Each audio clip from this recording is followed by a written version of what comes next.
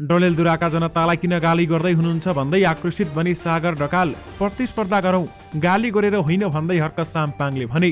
राष्ट्रिय स्वतन्त्र पार्टीको चितवन कार्यालयमा आगलागी, रवि लामिछाने ठूलो समस्यामा। कैलालीमा वडाध्यक्षले गरे प्रमुख प्रशासकीय अधिकृतको निवासमा तोडफोड।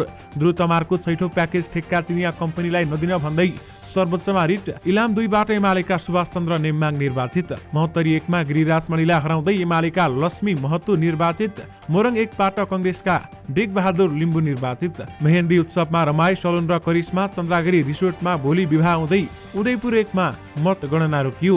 मुम्बई उड्ने तयारीमा रहेको निगमको जहाजको इन्जिन स्टार्ट नभएपछि भयो ठूलो समस्या। विप्लव समूहले घोडागोडी नगरपालिकामा लगायो ताला। 5 दलीय गठबन्धनको सरकार बन्छ भन्दै गृहमन्त्री बालकृष्ण खाँडको भनाई। सातै सभामा सत्ता गठबन्धन बहुमततर्फ।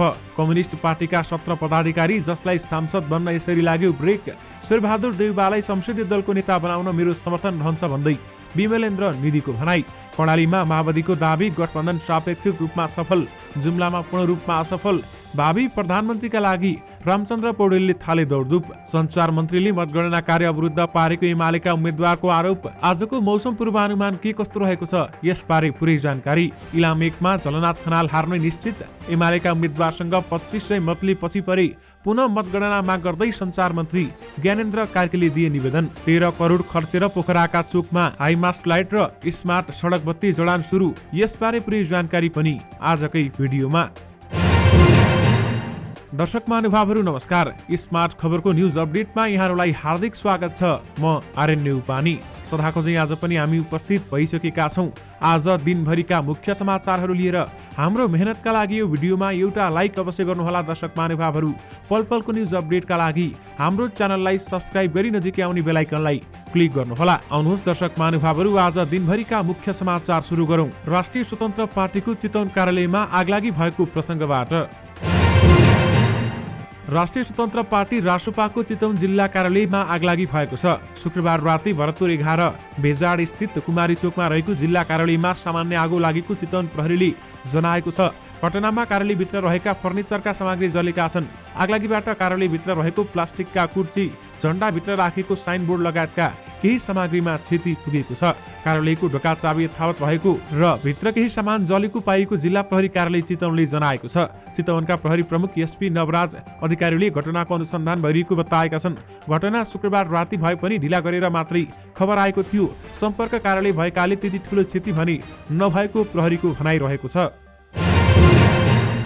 दर्शक महानुभावहरू, सागर ढकालले आक्रोशित हुँदै केही कुराहरू राखेका छन्। खासमा डडेलधुराका जनतालाई गाली किन अलि विस्तृतमा राखे भन्दै उनले भनेका छन्। जितेर हार्नु भन्दा हारेर जित उचित ठाने मैले स्वच्छ प्रतिस्पर्धा गरेँ, 13,000 मत पनि पाएँ। मेरो करिब 6-7 हजार मत रातारात सागर गुल्मी गइसक्यो भन्ने भ्रम पनि फिजाएर लगिएको मत हो। सागर गुल्मीको मात्र पनि होइन, डडेलधुराकै पनि थियो हो र भइसक्यो र नेपाल आमाको सच्चा छोरा हो। आज भ्रम पनि चिर्छु। मेरो आफ्नै दिदीको बिहे 6 वर्ष अगाडि डडेलधुराको अजय मेरो गाउँपालिकाको वडा नम्बर 2 को काजी भट्टसँग भएको हो। डडेलधुरामा मेरा नातापाता हजारौं हुनुहुन्छ, तर म आफ्नै नातापाता आफन्तको राजनीति गर्न हुँदैन भन्ने सोचेर आफ्नो आफन्तसँग भेटघाट पनि गरिन। मलाई यहाँका ठूला ठालाले भ्रमको राजनीति गरिरहँदा मेरा आफन्तहरूले डडेलधुराको सालो हो भनेर थाहा देऊ भनेर दबाब पनि दिनुभयो। तर अबको राजनीति नितान्त एजेन्डा क्षमता र दक्षताको हुनुपर्छ भनेर मैले त्यसो गरिन। गणितीय जित मात्र जित होइन, केही जित त्यो भन्दा माथि हुन्छ। जितेर हार्न भन्दा हारेर जित्न ठिक ठाने। म डडेलधुरासँग प्रत्यक्ष रूपमा जोडिएको 6 वर्ष भन्दा बढी भयो। डडेलधुराका जनताले परिवर्तन नचाहेको भए 13,000 मत दिनुहुन्थ्यो होला त।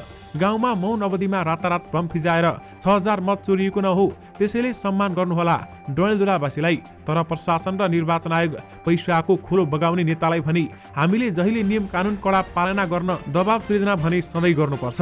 डडेलधुरावासीलाई गाली गर्नु भनेको मलाई पनि गाली गर्नु हो। त्यसो नगरिदिनु होला। अबदेखि गाली भने नगर्नुहोला भन्दै सागर ढकालले बताएका छन्। दर्शक महानुभावहरू, हर्क साम्पाङले पनि आक्रोश पोखेका छन्। मेरो कार्यकालमा 1 करोड बिरुवा रोप्ने छु। मसँग जोडी खोज्ने, विरोध गर्नेहरूले 2 करोड जति रोपेर देखाउनु। मेरो प्रतिस्पर्धा यसरी गरौं, गाली गरेर होइन भन्दै उहाँले बताउनु भएको छ। र साथमा अब बन्ने सरकारले धरानको खानेपानी सुधारका लागि तत्काल मर्मत सम्भार शीर्षकमा पैसा दिनुपर्छ। म मागको भारी बोकेर जानेछु। सिंहदरबारभित्र बस्नेहरूले सिंहकै जस्तो दरो मनले दरो सहयोग गरून्, मरेको स्याल जस्तो लोलोपोतो नगरून् भन्दै हर्क साम्पाङले बताएका छन्। दर्शक महानुभावहरू, अहिले हर्क साम्पाङले विभिन्न कुरामा प्रतिक्रिया दिइरहेका छन् र धरानमा पानी ल्याएरै छाड्ने बताएका छन्। कैलालीको गोडागोडी नगरपालिकामा एकजना वडाध्यक्षले प्रमुख प्रशासकीय अधिकृतको सरकारी निवासमा तोडफोड गरेका छन्। शनिबार राति मेयर खड्गबहादुर राउत सहित केही वडाका वडाध्यक्षहरूले प्रमुख प्रशासकीय अधिकृत दीपक कुमार आचार्यको सरकारी निवासमा मदिरा सेवन गरेका थिए। सोही क्रममा आपसमा विवाद हुँदा उनीहरूबीच हात हालहालको समेत अवस्था सृजना भएको थियो। मेयर रावत र प्रमुख प्रशासकीय अधिकृत आचार्यबीच विवाद हुँदा वडा नम्बर 1 का वडाध्यक्ष घनश्याम ओझाले लात्ताले प्रहार गरेपछि टेबुल फुटेका छन्। इलाका प्रहरी कार्यालय सुखखडका प्रमुख प्रहरी नायब परीक्षक डीएसपी लक्ष्मण शाहीले घटनाबारेमा आधिकारिक रूपमा जानकारी प्राप्त नभए पनि नगरपालिकाका प्रशासकीय अधिकृतको निवासमा मदिरा सेवनपछि वाद विवाद भएको सुनिएको बताएका छन्। इलाम 2 बाट प्रतिनिधि सभा सदस्यमा नेकपा एमालेका नेता सुभाष चन्द्र नेम्बाङ निर्वाचित भएका छन्। उनले 114 मतान्तरले कांग्रेस उम्मेद्वार डम्बर बहादुर खड्कालाई पराजित गरे। नेम्बाङले 30,020 मत पाउँदा खड्काले 20,906 मत पाए। यस क्षेत्रबाट 2074 सालमा पनि नेम्बाङ नै निर्वाचित भएका थिए। उनी 2056 साल यता प्रतिनिधि सभामा यसै क्षेत्रबाट निरन्तर अपराजित रहेका छन्। नेत्रविक्रम चन्द्र विप्लव नेतृत्वको नेपाल कम्युनिस्ट पार्टीले गोडागोडी नगरपालिका कार्यालयमा तालाबन्दी गरेको छ। नगरपालिकामा जनप्रतिनिधिहरूको संलग्नतामा नीतिगत भ्रष्टाचार मौलाइरहेको, जनताका समस्याप्रति उदासीन भएको लगायतका आरोप लगाउँदै तालाबन्दी गरिएको उक्त पार्टीका गोडागोडी नगर समितिका इन्चार्ज भरत र सचिव अर्जुनले जारी गरेको विज्ञप्तिमा उल्लेख गरिएको छ। उनीहरूले प्रमुख प्रशासकीय अधिकृतको सरकारी निवासमा मादक पदार्थ सेवन गरी जनप्रतिनिधि र कर्मचारीले टेबुल र कम्प्युटर तोडफोड गरेको, ढुङ्गा बालुवा उत्खननमा बिना मापदण्ड ओसार पसार गर्न दिएको र पैसा असुल गरेको आरोप पनि लगाएका छन्। सुनसरी क्षेत्र नम्बर 4 बाट प्रतिनिधि सभा सदस्यमा उम्मेद्वार रहेका नेकपा एमालेका उम्मेद्वार जगदीश प्रसाद कुशियतले आफूले हार्ने निश्चित भएपछि सूचना तथा सञ्चार प्रविधि मन्त्री ज्ञानेन्द्र बहादुर कार्कीले बखेडा झिकिरहेको आरोप लगाएका छन्। मन्त्री कार्कीले मानसिक रूपमा आफू हार्ने निश्चित भएपछि अन्तिम समयमा आएर नै मतगणना हुन नदिएको उनले जिकिर गरेका छन्। सञ्चार मन्त्री कार्कीले शनिबार अपराह्नमा धाँधली भएको भन्दै पुनः मतगणना गर्नुपर्ने माग राखेपछि मुख्य निर्वाचन अधिकृतको कार्यालयले दलीय सहमति जुटाएर मतगणनाको कामलाई सुचारू गर्न आइतबार यानि कि आज बिहान सर्वदलीय बैठक बोलाएको थियो। बैठकमा मन्त्री कार्कीले पुनः मतगणना हुनुपर्ने अडान राखेपछि अझै मतगणना कार्य अघि बढ्न सकेको छैन। एमाले उम्मेद्वार कुशियतले भने बाँकी रहेको मतगणना कार्य तत्काल सुरु गर्न निर्वाचन आयोगसँग माग गरेको उहाँले बताउनु भएको छ। आफूहरूको स्वडान कानुन सम्मत भएको दावी गर्दै उहाँले त्यसबाट पछि हट्न नसक्ने समेत स्पष्ट पारेका छन्। यानि कि सञ्चार मन्त्रीले मतगणना कार्य अवरुद्ध पारेको एमालेका उम्मेद्वारले आरोप लगाएका छन्। इलाम क्षेत्र नम्बर 1 मा नेकपा एकीकृत समाजवादी पार्टीका सम्मानित नेता झलनाथ खनालको संकट बढ्दै गएको छ। ताजा अवस्थामा खनाल नेकपा एमालेका उम्मेद्वार महेश बस्नेतसँग 2500 बढी मतले पछि परेका छन्। इलाम क्षेत्र नम्बर 2 मा एमाले उपाध्यक्ष सुभाष नेम्बाङले झिनो मतले जितिसकेको अवस्थामा 1 मा पनि एमालेले जित्नेतर्फ अग्रसर भएको हो। अहिलेसम्मको मत परिणाम अनुसार त्यहाँ नेकपा एमालेका नेता महेश बस्नेतले 24,304 मत सहित अग्रस्थानमा छन् र अर्कातिर सुरुदेखि नै पछि परिरहेका खनालले भने अहिले 21,802 मत ल्याएका छन्। उनी अहिले 2502 मतले पछि परेका छन्। यानि कि झलनाथ खनालको इलाम 1 मा हार निश्चित छ भन्दै बताइएको छ। पोखरा महानगरपालिकाले पोखरालाई आकर्षक र थप सुरक्षित बनाउनको लागि 13 करोडको लागतमा हाई मास्ट सडक बत्ती जडानको काम सुरु गरेको छ। पोखरा महानगरपालिका र नेपाल विद्युत प्राधिकरणबीच सम्झौता भएपछि गत भदौ 10 गते महानगरपालिकाका प्रमुख धनराज आचार्यले शिलान्यास गरेकोमा हाई मास्ट बत्तीको जडानको काम शनिबारदेखि सुरु भएको हो। उज्यालो पोखरा कार्यक्रम अन्तर्गत पोखराको 0 किलोमिटर चोकमा हाई मास्ट लाइट जडान गरेर परीक्षण पनि गरिएको छ भने पोखरा महानगरपालिकालाई सडक बत्ती मार्फत उज्यालो बनाउने गरी उज्यालो पोखरा अभियान सुरु भएको हो। उज्यालो पोखरा अभियान अन्तर्गत नेपाल विद्युत प्राधिकरण राष्ट्रिय सडक बत्ती प्रवर्धन आयोजना मार्फत टप्सन इनर्जी प्रणालीले प्राधिकरण र पोखरा महानगरपालिकाको लागत साझेदारीमा पोखराको 50 किलोमिटर सडकमा बत्ती जडानको काम हुनेछ र 16 मिटर अग्ला पोलहरूमा हाई मास्ट लाइटहरू जडान गरिनेछन्। ती लाइटहरूको क्षमता 200 वाटसम्म हुनेछ भन्दै बताइएको छ। यानि कि 13 करोड खर्चेर पोखराका चोकहरूमा हाई मास्ट लाइट र स्मार्ट सडक बत्ती जडान सुरु भएको छ। महोत्तरीको निर्वाचन क्षेत्र नम्बर 1 मा नेकपा एमालेका लक्ष्मी महतो कोइरी निर्वाचित भएका छन्। महतो नेकपा माओवादी केन्द्रका उपमहासचिव तथा पूर्व मन्त्री गिरिराजमणि पोखरेललाई पराजित गर्दै प्रतिनिधि सभा सदस्यमा निर्वाचित भएका हुन्। महतोले 23,402 मत ल्याएर विजयी हुँदा पोखरेलले 22,372 मत पाए। यस्तै स्वतन्त्र उम्मेद्वार पोषण बहादुर थापाले 7,812, जनमत पार्टीका राजकिशोर शाहले 3,598, राष्ट्रिय स्वतन्त्र पार्टीकी खेम कुमारी भुटेलले 2,064 मत पाएकी छन्। मोरङ 1 बाट प्रतिनिधि सभामा नेपाली कंग्रेसका डिगबहादुर लिम्बू निर्वाचित भएका छन्। उनले नेकपा एमालेका उम्मेद्वार घनश्याम खतिवडालाई पराजित गरेका हुन्। डिगबहादुरले 27,297 मत पाए भने खतिवडाले 26,867 मत पाए। अभिनेता सलन बस्नेत सोमबार प्रेमिका करिश्मा केसीसँग विवाह बन्धनमा बाँधिँदैछन्। बिहे अघि यो लभ बर्ड बीच शनिबार पाताली वनमा रिसोर्टमा मेहेन्दी समारोह भएको थियो भने मेहेन्दी सेरेमोनीमा अभिनेता भुवन केसी आफ्नी प्रेमिका जिया केसी र अभिनेत्री पूजा शर्मा आफ्ना प्रेमी युद्ध बानियासँग पुगेका थिए। मेहेन्दी उत्सवमा दुवै पक्षका परिवार, साथीभाइ र आफन्त उपस्थित रहे भने जहाँ उनीहरूले नाचगान सहित रमाइलो गरिरहेको देख्न सकिन्थ्यो। रातो शेरवानी कुर्तामा सलन आकर्षक देखिएका थिए। रातो ब्लाउज र सेतो कुर्तामा करिश्मा पनि सुन्दर देखिएकी थिइन्। यात्रा फेम्ड अभिनेता सलिमान बनियाली सलनलाई काँधमा बोकेर नाचेका थिए। मंगलबार चन्द्रगिरी रिसोर्टमा हुने विवाह समारोहमा 1,200 जति जन्ती उपस्थिति हुने सलनका बुवा तथा फिल्म निर्देशक शोभित बस्नेतले जानकारी दिएका छन्। यानि कि सलन बस्नेतको सोमबार विवाह हुँदैछ। उदयपुर 1 को मतगणना रोकिएको छ। गणनाको क्रममा पछिल्लो पटक खोलिएको 10 वटा मतपेटिकामा उदयपुर 1-2 प्रदेशसभाको 100 मतपत्र भेटिएकाले गणना रोकिएको मुख्य निर्वाचन अधिकृत कृष्ण प्रसाद सुवेदीले हामीलाई जानकारी गराउनु भएको छ। उनका अनुसार 63,080 मतगणना भइसकेपछि थप मतगणनाको लागि 10 वटा मतपेटिका खोल्दा प्रदेशसभाको मतपेटिका भेटिएपछि दलहरूले गणना रोक्न माग गर्दै अवरुद्ध गरेका हुन्। उनले दिउँसो सभा 4 बजे सर्वदलीय बैठकपछि मतगणना सुरु हुने बताए। कुल 76,756 मत खसे। उदयपुर 1 मा 63,080 मतगणना भइसकेको छ। गणना भइसकेकोमा कंग्रेसका डाक्टर नारायण खड्काले 1,825 मतले अग्रता लिएका छन्। खड्काले 27,484 मत प्राप्त पाएका छन् भने एमालेकी मञ्जु कुमारी चौधरीले 25,659 ल्याएको निर्वाचन अधिकृतको कार्यालयले जनाएको छ। र साथमा उदयपुर 1 मा अहिले मतगणना रोकिएको छ। मुम्बई उड्ने तयारीमा रहेको नेपाल वायुसेना निगमको न्यारोबडी जहाज A320 RA201 जहाज त्रिभुवन अन्तर्राष्ट्रिय विमानस्थलमा ग्राउन्डेड भएको छ। विमानस्थल कार्यालयका एक अधिकारीका अनुसार यो जहाज बिहान 11:30 बजे भारतको मुम्बई उड्ने तयारीमा थियो।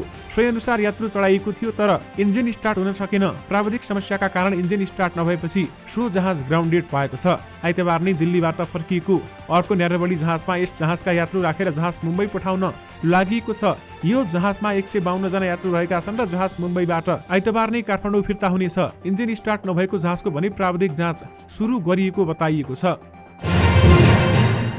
गृहमन्त्री बालकृष्ण खाँडले अब 5 दलीय गठबन्धनको सरकार बन्ने बताएका छन्। रूपन्देहीको भैरवामा आज बिहान भएको 5 दलीय सत्ता गठबन्धनको बैठकमा उनले भने 5 दलीय गठबन्धनको सरकार बन्छ र 5 दलीय गठबन्धन 5 वर्षसम्म रहन्छ। रूपन्देही 3 मा राप्रपाका उम्मेद्वार दीपक बोहरासँग पराजित भएका खाँडले प्रधानमन्त्रीको भन्ने 5 दलका शीर्ष नेता बसेर टुङ्गो लगाउने बताएका छन्। नेपाली कंग्रेसका सभापति शेरबहादुर देउबा, माओवादी केन्द्रका अध्यक्ष पुष्पकमल दाहाल प्रचण्ड, नेकपा एकीकृत समाजवादीका अध्यक्ष माधव कुमार नेपाल, लोकतान्त्रिक समाजवादी पार्टीका अध्यक्ष महन्त ठाकुर र राष्ट्रिय जनमोर्चाका अध्यक्ष चित्रबहादुर केसी बसेर प्रधानमन्त्रीको टुङ्गो लगाउने उनको भनाइरहेको छ। यानि कि 5 दलीय गठबन्धनको सरकार बन्छ भन्दै गृहमन्त्री बालकृष्ण खाँडले भनेका छन्। केन्द्रमा बहुमत पुर्याउन सकस भइरहेको सत्ता गठबन्धन प्रदेशसभामा भने सबैतिर बहुमत देखिएको छ। अहिलेसम्म सार्वजनिक भएका मत परिणाममा सबै प्रदेशमा प्रत्यक्षतर्फ एमाले भन्दा सत्ता गठबन्धनले धेरै सिट जितेको छ भने समानुपातिकमा पनि सत्ता गठबन्धनका दलहरूले पाएको मत एमालेको भन्दा बढी रहेको छ। दर्शक महानुभावहरू, प्रदेशको समानुपातिकमा सांसद पाउन कुल सदर मतको 1.5% थ्रेसहोल्ड कटाउनु पर्छ। सबै प्रदेशमा अहिलेसम्म सत्ता गठबन्धनका 3वटा दलले त्यो थ्रेसहोल्ड पार गरिसकेका छन्। प्रदेश 1 मा पनि सत्ता गठबन्धनले 18 सिट जितेको छ। त्यसैगरी समानुपातिक तर्फ 5,60,812 मत रहेको छ। त्यसैगरी मध्य प्रदेशमा पनि सत्ता गठबन्धन अगाडि रहेको छ भने यता बागमती प्रदेशमा पनि सत्ता गठबन्धनको राम्रै सिट देखिएको छ। त्यसैगरी लुम्बिनी प्रदेश, कर्णाली प्रदेश, सुदूरपश्चिम प्रदेशमा पनि सत्ता गठबन्धनको राम्रै मत परिणाम देखिएको छ।